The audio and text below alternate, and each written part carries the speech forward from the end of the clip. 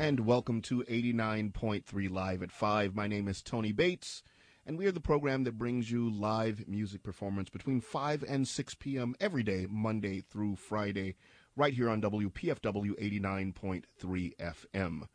Today, we're going to do something just a little bit different.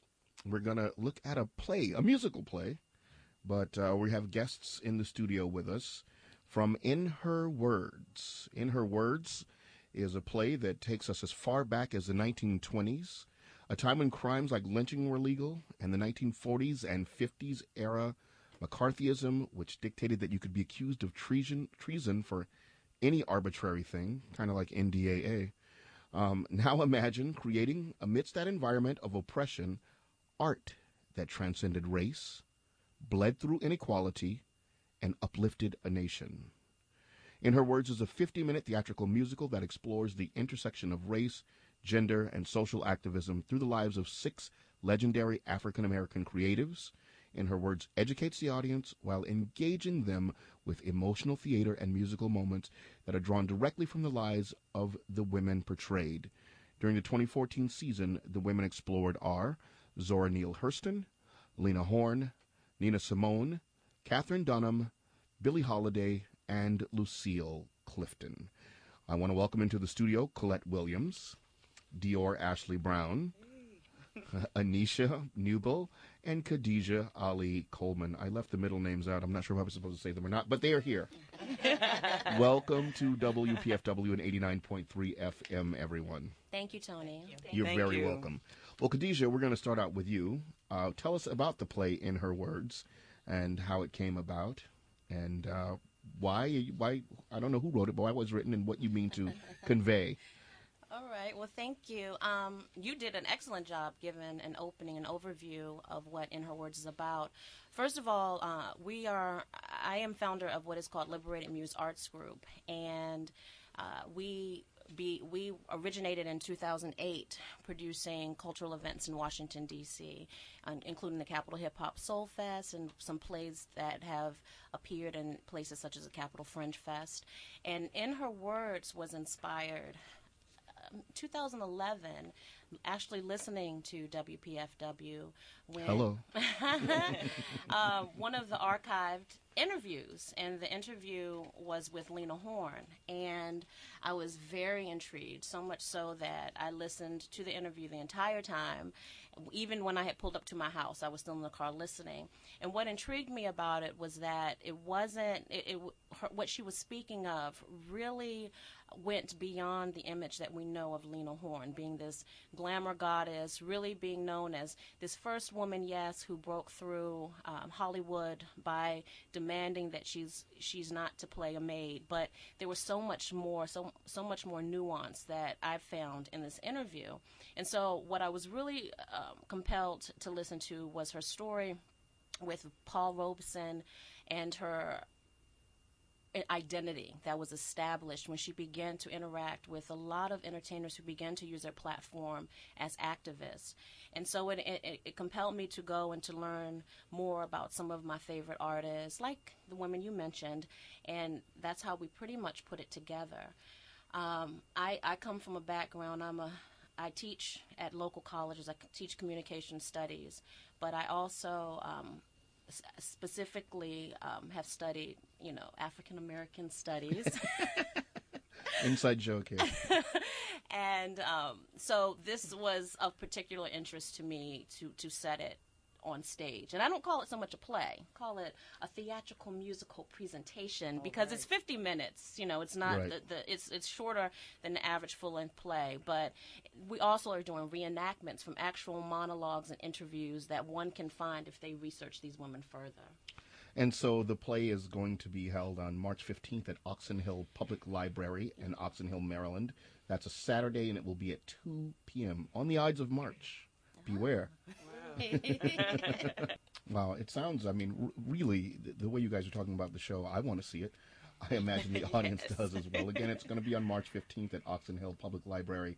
That's in Oxon Hill, Maryland at 2 p.m. And you can go out and see the shows there. So what we're going to do next is move into one of the pieces from the production, and it's a poem. Khadijah, I believe that you perform. And it's called We Women, is that correct?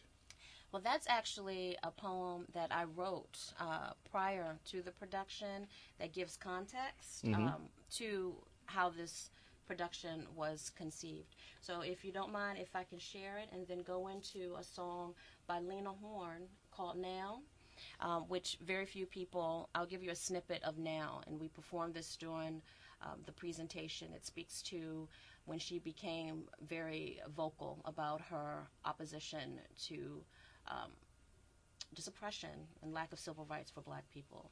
And do we find all of these women, at least in this piece, in that space where they're beginning to stand up politically? Yes, yes, you do. Fantastic. Yes. Let's hear your poem. We women, struggling to shrink our girth into sizes of 3 and 4 until the outside shape of our blossoming bodies become to be no more. We women with stature and majestic size seek to become model citizens in our society's stiff eyes. And in anorexic spoutings, magazines clamor day to day to conform our sense of self and spirituality into a slimmer and more concise way. See, we are to believe that as our glorious bodies shrink, our self-esteem will gradually grow. But is this new psychology that's being fostered one that only magazine editors and ad execs know? Will our hearts and intelligence factors suddenly increase? Or will we as women finally be recognized as equals, rightly at least? Or with Xenadrine cocktail and calorie counting behavior, will we ultimately become a motley crew of women who need a male savior? Because regardless of our size, 5'9" with heels or petite barely 5 feet tall, we are not recognized for the greatness we embody as women at all. Downsized to visual trophies, we forget Nefertiti, Queen Nzinga, and Ida B. We scoff at the memory of Fannie Lou Hamer because Beyonce is all we see. Our minds are beginning to shrink to match our diminishing space and size, until we women flourish no longer, left to exist with downcast eyes. And smaller versions of ourselves traipse happily along with jubilant stares and, of course, a pair of slimmer thighs. What our destiny shall be a surprise. What our destiny shall be a surprise. We women. Beautiful, absolutely beautiful. Thank you. Thank you for sharing that. And now you're going to do a piece from the production. Yes. And explain to us what this piece is, please. Okay, so Lena Horne began to, very few people know that Lena Horne, during the 50s, she began to be blacklisted, so to speak, for her association with people such as Paul Robeson, and was no longer able to get Hollywood roles. But in a sense, she really didn't want to be pigeonholed and boxed into having to be this token in Hollywood. So she began to go back to doing what she started as doing, which is nightclubs, really finding joy and energy from being around like-minded musicians. Eventually in her career, she became a representative of the NAACP, but she started to speak out more and more about inequities that black people were experiencing in this country. And a song was written for her. She did not write this song, but a song called Now was written to the tune of Hava Nagila. So I'm going to sing a snippet of the song. Hava Nagila, the traditional Jewish song. Yes. Okay. I'm going to sing a snippet of it, but for those who are listening, just imagine that this is sung. You can actually Google this on YouTube and hear a version of her singing it, but that is the music that is playing along with the song.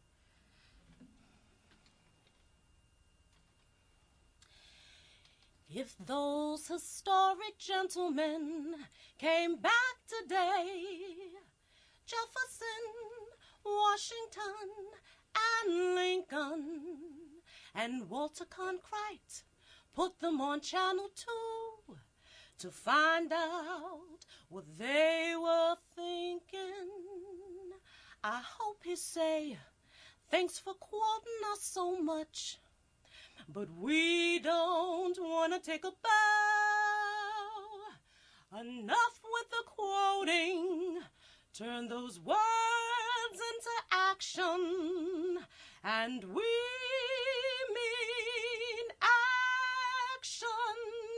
Now is the moment, now is the moment, come on. We've put it off long enough. Now no more waiting, no hesitating. Now, come on, let's get some of that stuff. It's there for you and me, for every he and she. Just wanna do what's right constitutionally. I went and took a look in my old history book. It's there in black and white for all to see. Now.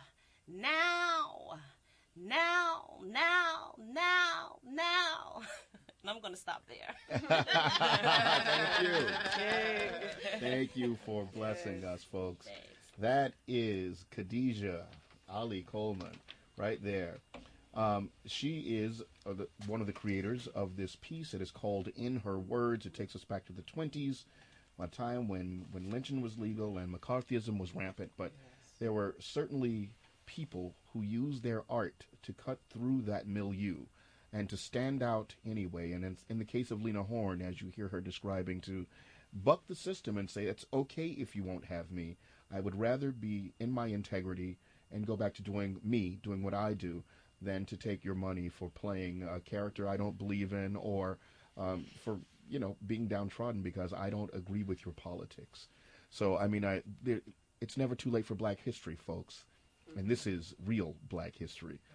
So thank you for that, and we're going to go next to Anisha Newbill. You know how I feel. Blossoms on the trees, you know how I feel. It's a new dawn, it's a new day, it's a new life for me, yeah. And I'm feeling good.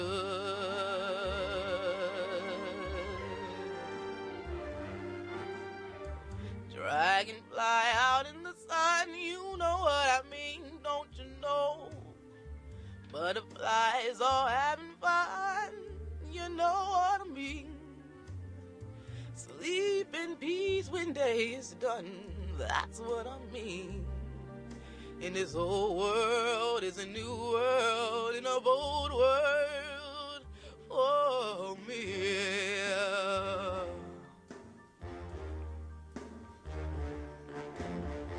Stars when you shine, you know how I feel. Scent of the pine, you know how I feel. Oh, freedom is mine, and I know how I feel. Is a new dawn, is a night, oh me, yeah. I'm feeling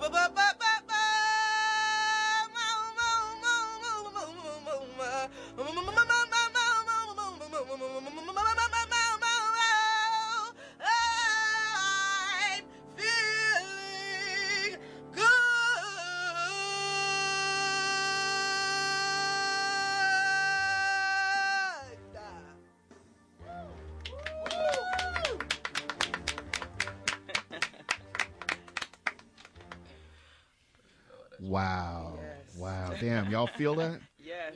Wow. Thank you, sis, for blessing us with that. How is that for your drive home? Washington, D.C., Maryland, Virginia? My goodness gracious. That's so pleasant to have here in the studios of 89.3 FM. That was Anisha Mama Moon Newbill singing, as you know, Nina Simone, and as she occurs in the play In Her Words. Next, we're going to move on to another performer, Coley Williams, who is also in the play, and she is portraying the very, very great Billie Holiday. Whew, yeah, man, we still trying to get over it. We're still recovering from that. Everybody breathe. Yeah, everybody breathe. I love when it's a room full of Black folks and we all just start swaying at the same time. You become Negro spiritual right away.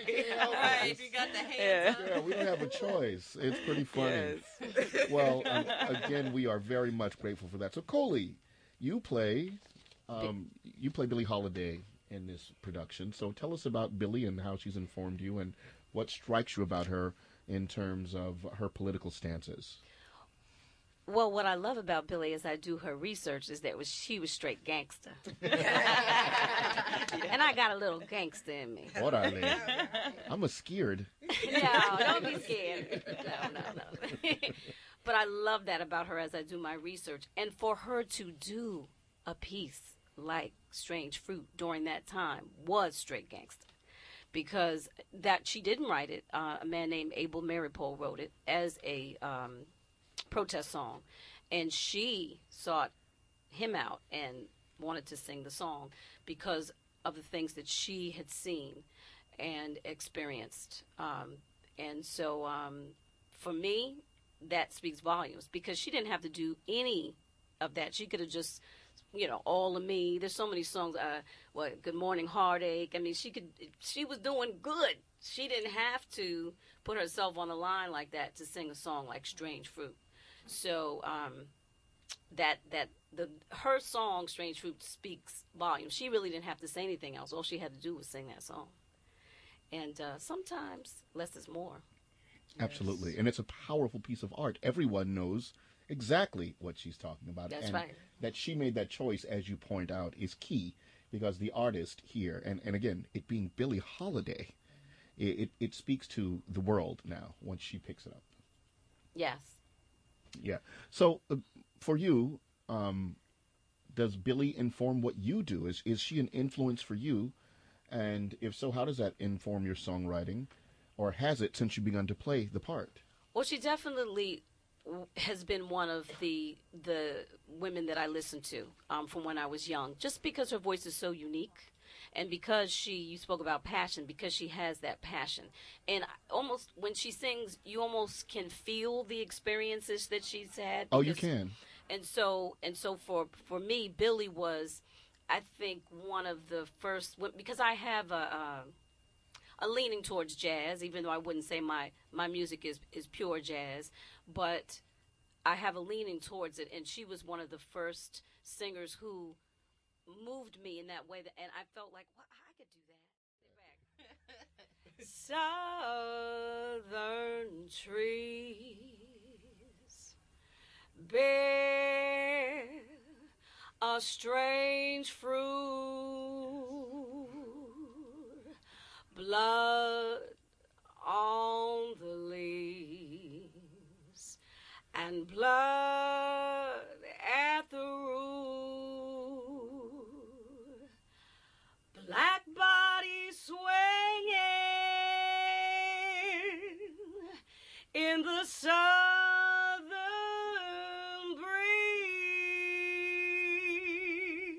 breeze. Strange fruit hanging from the poplar trees. Pastoral scene of the gallant South, the bulging eyes and the twisted mouth, scent of magnolia, sweet and fresh, then the sudden smell of burning flesh. This is the fruit for the crows to pluck, for the rain to gather, for the wind to suck, for the sun to rot, for the trees to drop.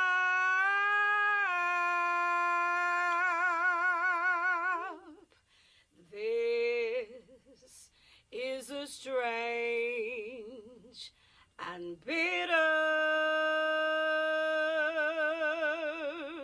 cry.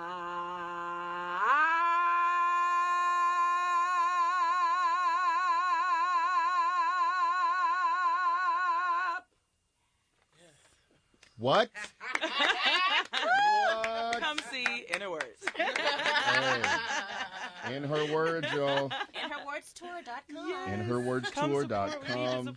And you can learn more about Coley on ColeyWilliams.com. Wow, thank you, sis. My goodness. I knew you were going to stick that in there. I hadn't had a chance to say it. Right. Yeah, you better. So again on March 15th at Oxon Hill Public Library in Oxon Hill, Maryland, 2 p.m.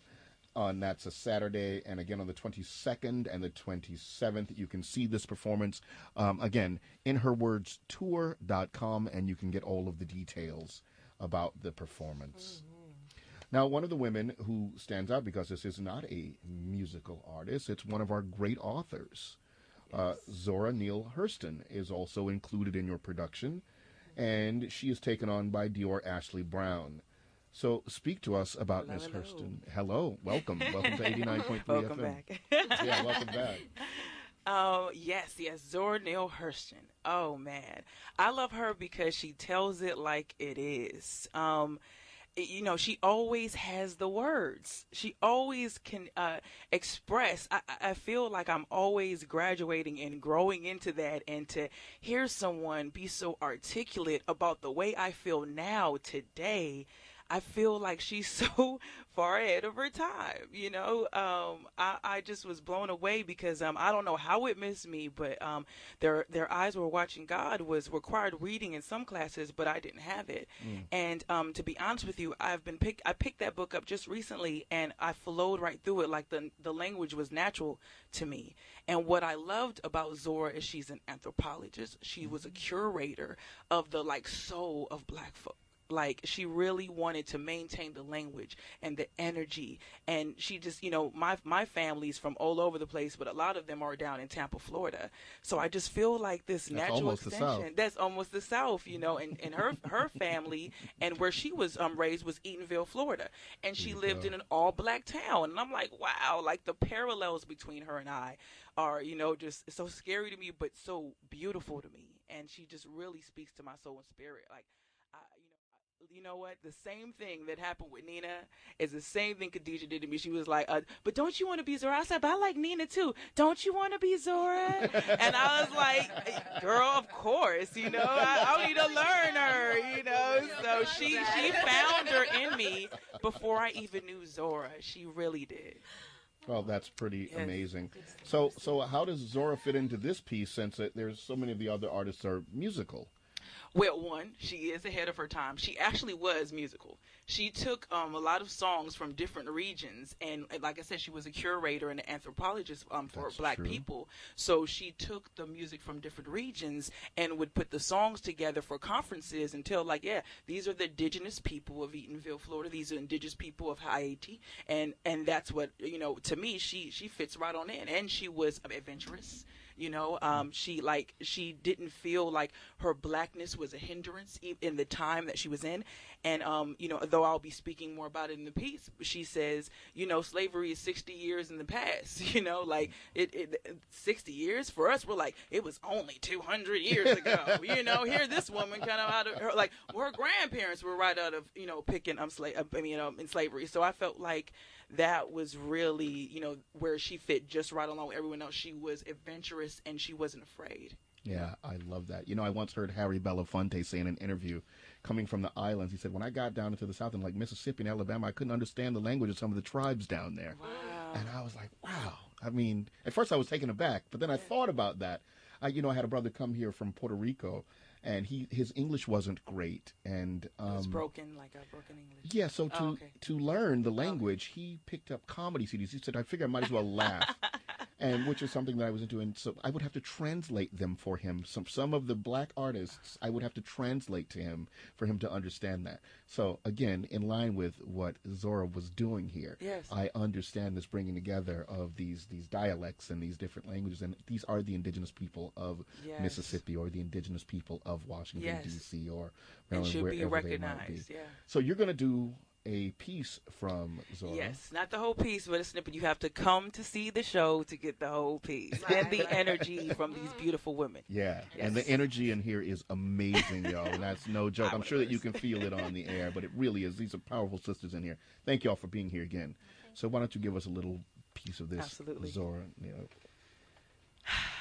I am colored, but I offer nothing in the way of extenuating circumstances, except the fact that I am the only Negro in the United States whose grandfather on the mother's side was not an Indian chief. Nah, I'm not tragically colored. There's no great sorrow damned upon my soul, nor lurking behind my eyes. I do not mind at all. I do not belong to the sobbing school of negrohood who holds that nature somehow is giving them a low-down, dirty deal and whose feelings are all but about it. Even in the helter-skelter skirmish that is my life, I have seen that the world is to the strong, regardless of little pigmentation, more or less. No, I do not weep at the world.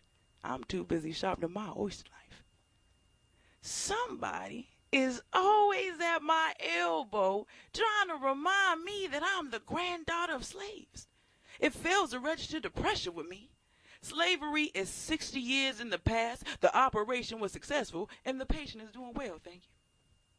The terrible struggle that made me an American out of a potential slave said, get on the line. The Reconstruction said, get set. And the generation before said, go. I'm off to a flying start, and I must not halt in the stretch or look behind and weep. Slavery is a price I paid for civilization, and the choice was not with me. It is a bully adventure and worth all that I paid through my ancestors for it. The world to be won and nothing to be lost. It is thrilling to think to know that for any act of mine, I shall get twice as much praise or twice as much blame.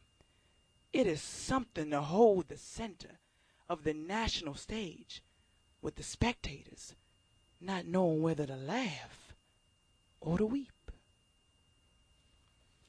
That is Dior Ashley Brown. Yes, thank you. Portraying Zora Neale Hurston from the play In Her Words. Thank you. That was absolutely tremendous, sister. Wow, thank you so thank much. you.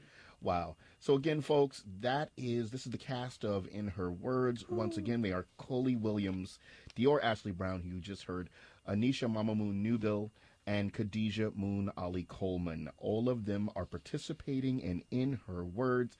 It's a play that harkens back to the 20s, and at a time when crimes like lynching were legal and McCarthyism was running its course, that the dirtiest of history of this country. However, they're looking at women who stood up, who didn't let this hold them back, who used their art to speak out against the political injustices of the day. And that is In Her Words. Once again, you can see the play on March 15th at Oxon Hill Public Library in Oxon Hill, Maryland at 2 p.m. That is a Saturday. And I just want to remind you that this is what community radio is, folks. Wow.